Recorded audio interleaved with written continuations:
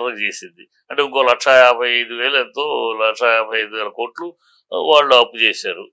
మధ్యలో వాళ్ళు కరోనా దెబ్బతింది. సో, మొత్తం 4.5 లక్షలు, దాదాపు 4.5 లక్షల పైచిలుకు అప్పు ఉంది రాష్ట్రం. దాన్ని 10 లక్షల అప్పు అని బీభత్సంగా చేసి అది పార్లమెంట్లో మొన్న ఎంత అప్పు ఉందంటే తేల్చి చెప్పారు.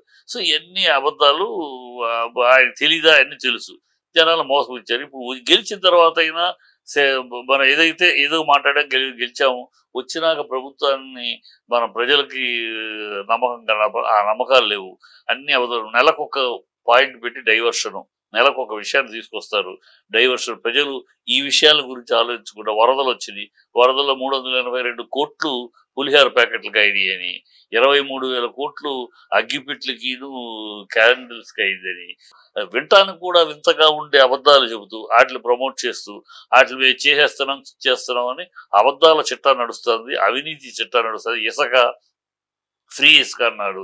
ఫ్రీ ఇసుక అని ఇప్పుడు మళ్ళీ దాని ఛార్జ్ ఆ ఛార్జెస్ అని ఇప్పుడు ప్రైవేట్ పార్టీలకి అప్పచెప్పారు. ప్రైవేట్ పార్టీలకి ఇసుక అప్పచెప్తే ప్రైవేట్ పార్టీలు ఆదాయం సంపాదించకుండా, లాభం సంపాదించకుండా అమ్ముతారా, ఇస్తారా? అది ఏమి ఫ్రీ అంటే అర్థం ఏంటో కొత్త అర్థం చెప్తున్నాడు చంద్రబాబు నాయుడు. ఫ్రీ అంటే ఒట్టి మీకు పేపర్ మీద ఫ్రీ, మీరు అవి తీసుకెళ్ళంటే అవి కట్టాలి, ఈ కట్టాలి, 1,600, 1,600 ఇది మొత్తానికి గతంలో కన్నా దారుణంగా చేస్తున్నారు. సరే మద్యం అన్నాడు. మద్యం గతంలో ఏదో ఆ ప్రభుత్వం చేసింది, ఇది చేసింది, ఎక్కువ పెట్టేసింది, ఎక్కువ పెట్టడం వల్ల జనాలు తాగలేకపోతున్నారు అసలు అని ఇప్పుడేమో 99 రూపాయలకి ఇస్తామని వీళ్ళు, వాళ్ళ పార్టీ బీజేపీ మిత్రపక్షం 50 రూపాయలకి ఇస్తాము క్వార్టర్ మమ్మల్ని గెలిపిస్తారన్న వాళ్ళు ఇప్పుడు ఎక్కడ 90 రూపాయలకు దొరుకుతుంది, ఎక్కడ 99 దొరుకుతుంది, ఎక్కడా లేదు దాని మీద ఓపెన్. పైగా డిస్టిలరీస్ ఒక్కొక్కడు 30,000 కమిషన్ ఇవ్వాలి, ఒక్కొక్క దీనికి ఎమ్మెల్యేలకి 3 రూపాయల కమిషన్ ప్రతి బాటిల్ మీద ఇవ్వాలి. ఎంత ఓపెన్ గా దారుణంగా చేస్తున్నారు. ఇవన్నీ చేస్తూ మళ్ళీ పైగా మేమేదో చేస్తున్నాం, మేము చించేస్తున్నాం అని వర్షం ఒకసారి ఇదని తిరుపతి లడ్డు అని, ఇంకోసారి విజయసాయి రెడ్డి అని, ఇంకోసారి ఇప్పుడు మన సజ్జలు అని ఏదో ఒకటి లాగటం, అనవసరంగా ప్రజలను డైవర్ట్ చేయటం, ప్రజలు ప్రభుత్వాన్ని ప్రశ్నించకుండా, ప్రభుత్వాన్ని అడగకుండా, ఏమి అడగకుండా అసలు ఆలోచన కూడా ఇంకో ఆలోచన. ఈ ఒక దౌర్భాగ్యమైన, దుర్మార్గమైన, దొడ్డగీడు ప్రభుత్వం నడుస్తుంది. చంద్రబాబు తన కొడుకుని ఎట్లా ముఖ్యమంత్రి స్థానంలోకి తీసుకెళ్ళాలి, తన కొడుకుని ఎలా పవన్ కళ్యాణ్ దాటించుకుని తీసుకెళ్ళాలి. 2029లో తను సీఎం క్యాండిడేట్ కాదు, ఎందుకంటే 80 ఏళ్ళు ఇదే ఆఖరి ఎన్నికలు అన్నాడు కనుక నాటికి ఎవరు కూటమి తరపున గెలిచేది ఎవరు తర్వాత విషయం, కూటమి తరపున ఎవరు ముఖ్యమంత్రి. సో తన కొడుకుని తీసుకెళ్లాలనేది ఆయన తాపత్రయం. దానికోసం ఆయన పావులు కదులుతున్నాడు.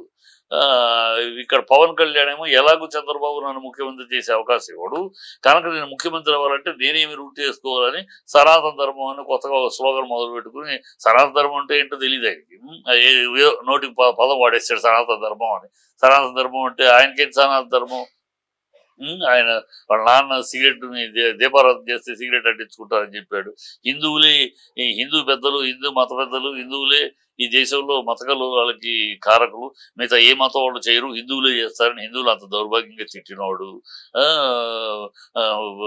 ముస్లిం దీనికి వెళ్ళిపోయి ఎద్దు మాంసం బాగుంటది, ఇది హలాల్ చేశారు ఇది కూడా అని చెప్పి రొట్టలు వేసుకుని తిన్నాడు. కమ్యూనిస్టులో దేవుడు లేడని నాస్తికులతో సంసారం పెట్టుకున్నాడు కొన్నాళ్ళు. అట్లా ఆయన జగువేరా అంటాడు ఒకసారి, ఎప్పుడు ఏమంటాడో ఎందుకు ఏమంటాడో ఒక నియంత్రణ లేదు, ఒక విధానం లేదు, ఒక ప్రధానం లేదు, ఏమీ లేదు. నోటికి ఈ టయానికి ఏమొస్తే అది మాట్లాడటం తప్పితే ఒక సిద్ధాంతము, ఒక విధానము పర్ఫెక్ట్గా ఇవాళ ఏమన్నావు నిన్నేమన్నావు మర్చిపోతాడు, ఇవాళ ఏమంటాడో రేపు మర్చిపోతాడు, రేపు ఏ పూటకి ఏం మాట్లాడతాడో తెలియదు. బీజేపీ ఉంది, బీజేపీ దానికి అసలు ఇండిపెండెంట్ లేదు, ఇండివిజువాలిటీ లేదు, చచ్చిపోయింది. బీజేపీ అనేది ఇవాళ బీజేపీ పార్టీనే లేదు ఆంధ్ర రాష్ట్రంలో. పేరుకు బీజేపీ కానీ ఒరిజినల్గా బీబీపీ అది అంటే బాబు భజన పార్టీ అయిపోయింది, బీజేపీ కాదు. సో వాళ్ళకి ఇండివిజువల్గా సీఎం క్యాండిడేట్ లేడు. వాళ్ళకి పార్టీకి క్యాండిడేట్ అని సీఎం క్యాండిడేట్ అని చెప్తే 10 ఓట్లు కూడా రావు, ఎవరు అలాంటి క్యాండిడేట్ లేరు కనుక వాళ్ళు పవన్ కళ్యాణ్ ముఖాన్ని చూపించి మా కూటమి యొక్క క్యాండిడేట్ అని పవన్ కళ్యాణ్ చూపించి ఆ తర్వాత ఒకవేళ పొరపాటు గెలిచినప్పుడు చూసుకోవచ్చు పవన్ కళ్యాణ్ ఎలా నొక్కాలో ఎలా తొక్కాలో అప్పుడు మనం చూసుకోవచ్చు. ముందు అని ఆ టీంలో వాళ్ళు ఉన్నారు.